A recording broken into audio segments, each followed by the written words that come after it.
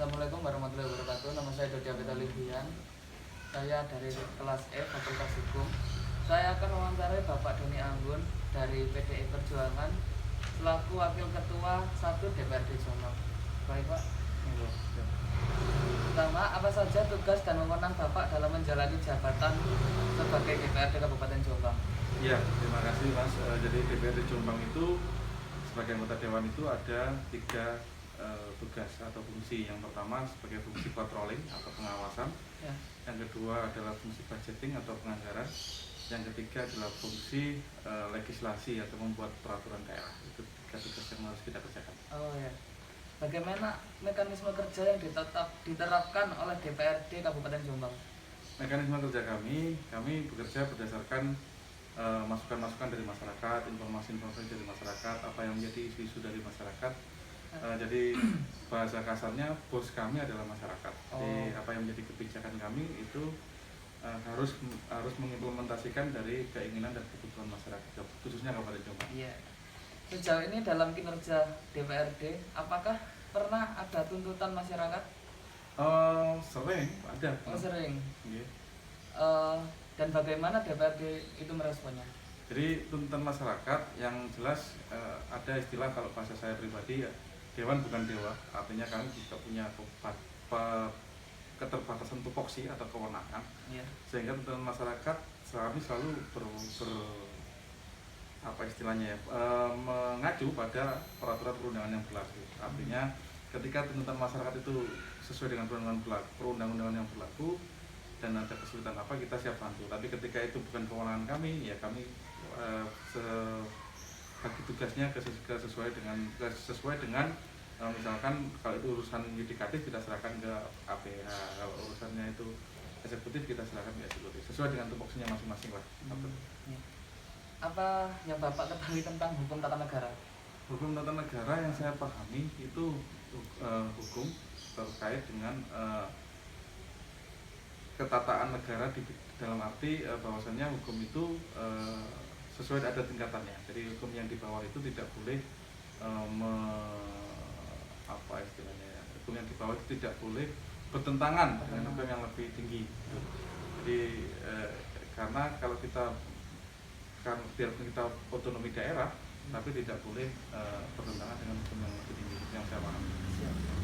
Bagaimana proses DPRD Kabupaten Jombang dalam melakukan fungsi legislasi? Dalam melakukan fungsi legislasinya, kami tiap tahun kami selalu memasukkan prolegda istilahnya, atau sekarang kita rubah menjadi Prokomperda, program pembuat peraturan daerah. Jadi setiap tahun kita menyusun itu berapa raperda rancangan peraturan daerah yang akan kita selesaikan pada tahun ini. Misalkan kalau tahun kemarin 2020 kita selesaikan kurang lebih 12 raperda gitu. Jadi itu sesuai dengan baik itu instruksi dari atas maupun dengan apa yang jadi kebutuhan masyarakat, itu yang kita selesaikan terlebih dahulu. Yes.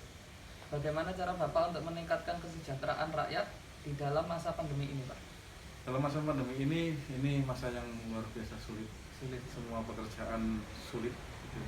Akan tetapi kita tidak boleh kecil hati.